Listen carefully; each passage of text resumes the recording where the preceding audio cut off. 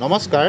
ৰাজ্য চৰকাৰৰ অন্যান্য কৰ্মচাৰীৰ দৰে শিক্ষকসকলেও প্ৰমোচন বা পদোন্নতিৰ সুবিধা এতিয়াৰে পৰা লাভ কৰিব আৰু এই কাৰণে অসম চৰকাৰে এখন ড্ৰাফ্ট প্ৰস্তুত কৰি উলিয়াইছে আৰু ড্ৰাফ্টখনৰ সম্পৰ্কত বিভিন্ন দল সংগঠনৰ পৰা পৰামৰ্শও বিচাৰিছে। আজি আমি এই খচৰাখনত কি আছে প্ৰমোচন সম্পৰ্কত শিক্ষকসকলৰ আলোচনা কৰিম। আপোনালোকে দেখিছে promotion of existing teachers in elementary and secondary level having higher qualifications shall be eligible to apply for the recruitment to the higher teaching post in the TET cum recruitment test for the secondary level অৰ্থাৎ existing টিচাৰসকলে elementary লেভেলত থকা তেওঁলোকে অৰ্থাৎ ওপৰৰ পোষ্টৰ কাৰণে তেওঁলোকে প্ৰমোচন বা পদোন্নতি লাভ কৰাৰ সুযোগ লাভ কৰিব। তাৰ কাৰণে তেওঁলোকৰ ৰিকুইজিট যিটো কোৱালিফিকেশ্যন লাগে প্ৰমোচন হ'বলগীয়া পোষ্টলৈ তাৰ সুবিধাখিনি থাকিব লাগিব। For promotion to the post of head teacher of institution, এখন ইনষ্টিটিউশ্যনৰ হেড টিচাৰ হ'বলৈ হ'লে ফৰ এ ছেকেণ্ডেৰী লেভেল, যদি ছেকেণ্ডেৰী লেভেলত বা মাধ্যমিক পৰ্যায়ত হয় 20% of the vacancies shall be fill up by the direct recruitment. 20% direct ৰিক্ৰুটমেণ্টৰ যোগেদি তাক পূৰণ কৰা হ'ব। 5% shall be fill up by AES officer on promotion maximum for 3 years। 5% post প্ৰবেশ্যনত থকা AES অফিচাৰৰ দ্বাৰা ফিল আপ কৰা হ'ব মেক্সিমাম 3 বছৰৰ কাৰণে। And the remaining 75% post shall be fill up based on the seniority and past performance. আৰু বাকী থকা 75% পোষ্ট হেড টিচাৰ ছেকেণ্ডেৰী বা মাধ্যমিকৰ চিনিয়ৰিটি আৰু অতীতৰ পাৰফৰ্মেঞ্চৰ ওপৰত ভিত্তি কৰি দিয়া হ'ব।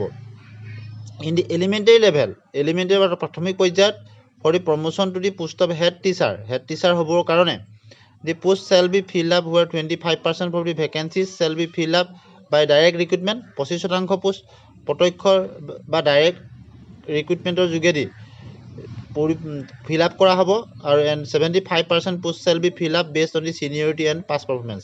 75% পোষ্ট পাষ্ট পাৰফৰ্মেঞ্চ আৰু চিনিয়ৰিটিৰ ওপৰত নিৰ্ভৰ কৰি ফিল আপ কৰা হ'ব। আৰু এই ক্ষেত্ৰত হেড টিচাৰ বুলি কাক কোৱা হৈছে? Head teacher means the teacher of a lower primary school. অৰ্থাৎ হেড টিচাৰ শব্দটো লোৱাৰ প্ৰাইমেৰী স্কুলৰ পৰা যেতিয়া প্ৰমোচন হ'ব তেতিয়া তেওঁ হেড টিচাৰ বুলি ক'ব। Head teacher means head teacher of a, অৰ্থাৎ এখন লোৱাৰ প্ৰাইমেৰী স্কুলৰ প্ৰধানজনক হেড টিচাৰ বুলি ক'ব। আৰু প্ৰিন্সিপাল বুলি কাক ক'ব?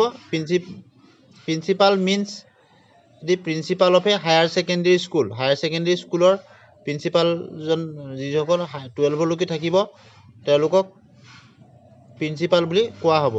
প্ৰাইমেৰী টিচাৰ বুলি কাক কোৱা হ'ব? Primary teacher means the including the teaching staff as composition of the teaching in school of elementary and secondary school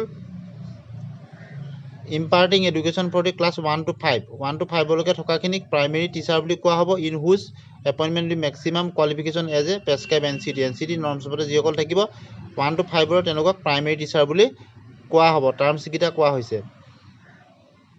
elementary teacher বুলি কোৱা হ'ব যিসকল 6 to 8লৈকে থাকিব শিক্ষক, অৰ্থাৎ মাধ্যমিক পৰ্যায়ৰ উচ্চ মাধ্যমিক বুলি যিটো ক'ব তেওঁলোকক এলিমেণ্টেৰী টিচাৰ বুলি গণ্য কৰা হ'ব। আৰু ছেকেণ্ডেৰী টিচাৰ বুলি কোনসকলক কোৱা হ'ব? ক্লাছ 6 to 10 অথবা 9 to 12, অৰ্থাৎ 6 to 12 হ'ব পাৰে অথবা 9 to 12 হ'ব পাৰে।